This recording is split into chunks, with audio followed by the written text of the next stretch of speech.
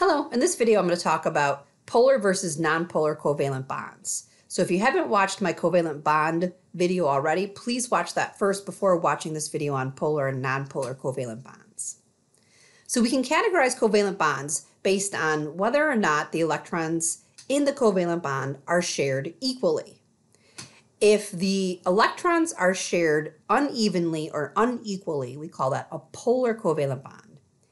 If the electrons are shared equally, or evenly, if you will, we call that a nonpolar covalent bond. Polar and nonpolar covalent bonds are really important to biology and human physiology because they determine things like whether or not a substance can dissolve in water, like sugar. Sugar can dissolve in water and it can dissolve in your bloodstream because it's polar. Nonpolar things like fats can't dissolve in water because they're nonpolar. So understanding polarity and nonpolarity is really important in biology. So now let's take a look at an example of a nonpolar and a polar covalent bond. At the top of the screen, we can see a carbon-hydrogen bond, and this is an example of a nonpolar covalent bond. At the bottom of the screen, we see a bond between oxygen and hydrogen, and this is an example of a polar covalent bond. Let's start with carbon and hydrogen. Right? I've simplified the atomic model here just to show the electrons that are being shared between the two atoms. Don't forget, the hydrogen contributed the red electron to this shared pair, and the carbon contributed the green electron to this shared pair. Now, these two electrons are shared between the carbon and the hydrogen equally, meaning these two electrons spend equal time with carbon and equal time with hydrogen. If you think of these electrons as being children and think of the carbon and the hydrogen as being parents that are divorced, then both parents have 50-50 custody of the electrons here. So the electrons spend half their time with carbon and half their time with hydrogen. This is an example of a nonpolar covalent bond. There is equal electron sharing. Now at the bottom of the screen, we see an example of a polar covalent bond, which exhibits unequal electron sharing. Again, in this example, each atom is contributing one electron to the pair. However, the electrons are not shared evenly. These two electrons spend almost all of their time with oxygen. They spend very, very, very little time with the hydrogen. Again, going back to the example of a custody case, oxygen has custody of the electrons 99.9% of the time, and hydrogen only gets the electrons 0.1% of the time. The electrons are not completely transferred to oxygen because every once in a while they do go and hang out with hydrogen, but the electrons definitely spend more time with oxygen than hydrogen. If you notice, there's a weird little symbol next to the oxygen and the hydrogen with a minus and a plus there. That is the Greek letter delta, and it's the lowercase delta, which in science means partial. So what this means is that the oxygen has developed a partially negative charge. And the oxygen has developed this partially negative charge because electrons are negative, and the electrons spend a lot more time with the oxygen, hence the partially negative charge.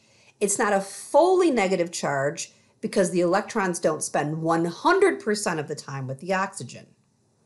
On the hydrogen side of this bond, we see a partially positive sign. And again, this is occurring because a hydrogen is made of just one proton and one electron. And if it's one electron is spending most of the time with oxygen, then hydrogen is pretty much only left with one proton. And a proton, of course, has a positive charge. So this hydrogen develops a partially positive charge. Again, it's not a fully positive charge because the electrons are not completely transferred to oxygen. They will, every once in a blue moon, come over to hydrogen. Let's take a look at the nonpolar covalent bonds in a little bit more detail. With nonpolar covalent bonds, we see that equal electron sharing. In a nonpolar covalent bond, we have equal charge distribution across both the atoms that are sharing the electrons. Right? This occurs because both of the atoms can pull on the electrons with similar strengths. At the bottom of the screen, you see a tug-of-war match, and it looks like we have twins that are in the tug-of-war match. They're both pulling on the rope with equal strength because they're twins, they have the same amount of strength. So this is what happens in a nonpolar covalent bond. The two atoms have equal strength to pull on the shared pair of electrons.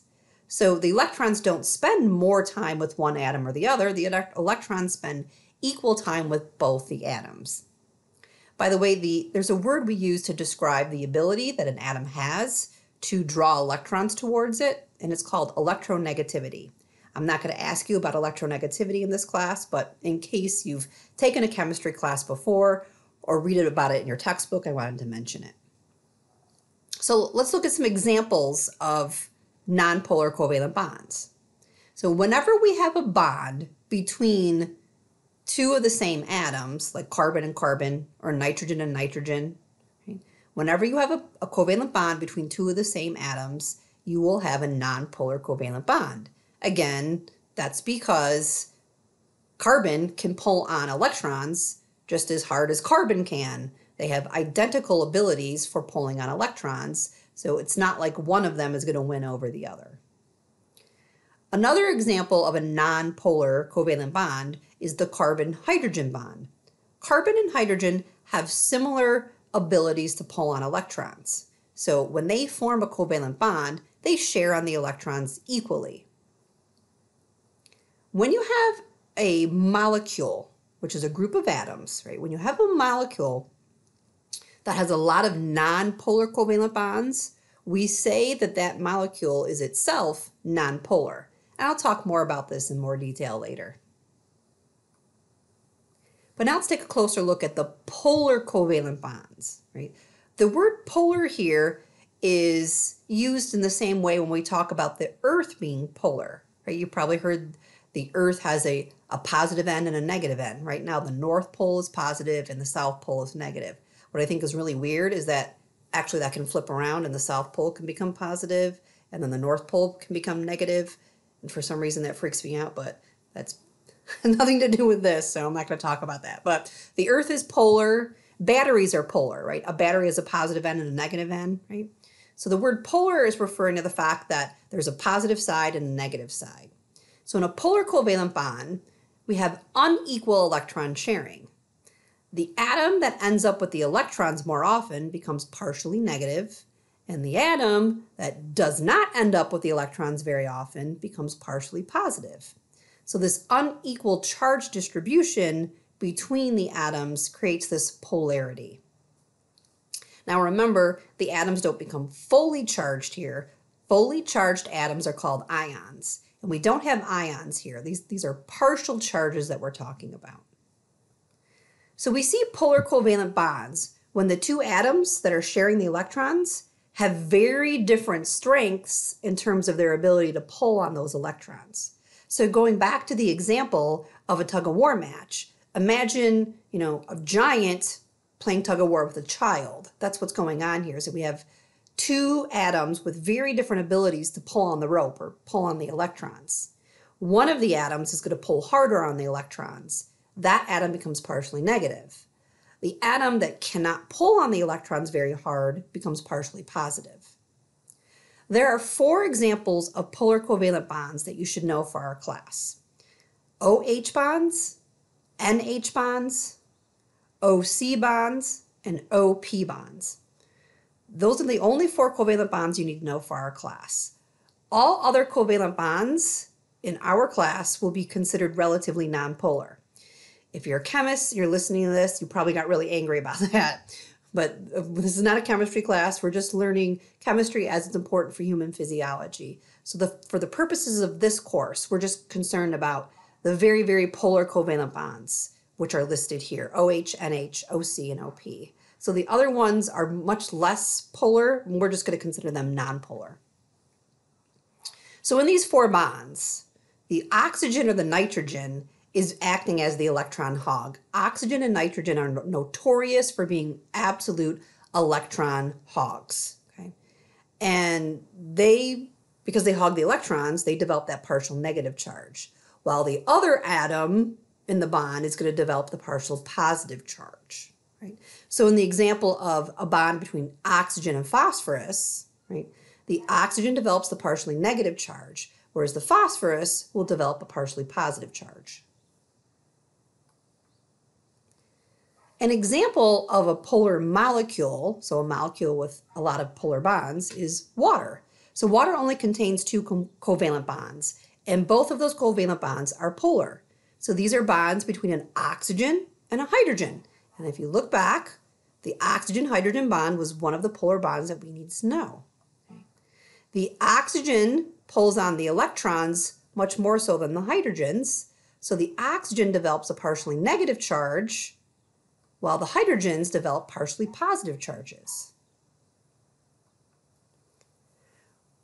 Don't forget, groups of atoms are called a molecule, and if a molecule has multiple polar covalent bonds, we say that that is a polar molecule. So we can talk about polar bonds and we can talk about polar molecules.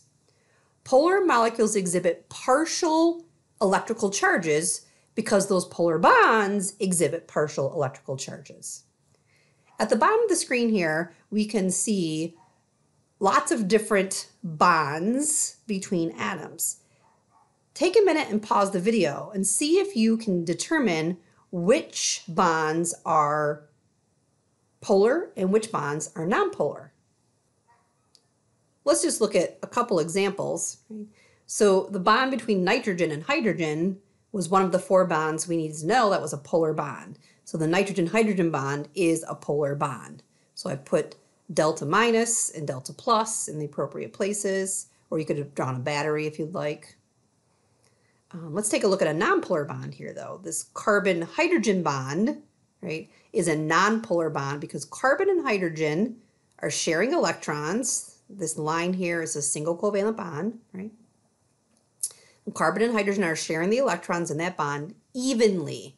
Carbon doesn't pull any harder than hydrogen on those electrons. So no charges develop in that bond, so the bond is nonpolar. So just like a molecule with lots of polar bonds is called a polar molecule, a molecule with lots of nonpolar bonds is called a nonpolar molecule. So a nonpolar molecule might contain a few polar bonds, but the majority of the bonds present in a nonpolar molecule must be nonpolar. Right? So on the bottom of the screen, we can see two different molecules. This is the one we were just looking at on the previous screen, and we have lots of polar bonds here. There's one here, there's one here, there's one here, here, and here. Right? So we have several polar covalent bonds. Over here in this molecule, all of these bonds here, the bonds between carbon and carbon and carbon and hydrogen, those are all non-polar bonds. There's just a couple polar covalent bonds here. So the majority of this molecule contains non-polar bonds, therefore this is a non-polar molecule. So in summary, covalent bonds form when atoms share electrons in order to achieve octet. Electrons are shared in pairs, and sometimes the electrons are not shared equally. When electrons are not shared equally in the bond, we call that a polar covalent bond, and that causes partial charges to develop. If electrons are shared equally, we call that a nonpolar covalent bond, and there are no charges that develop.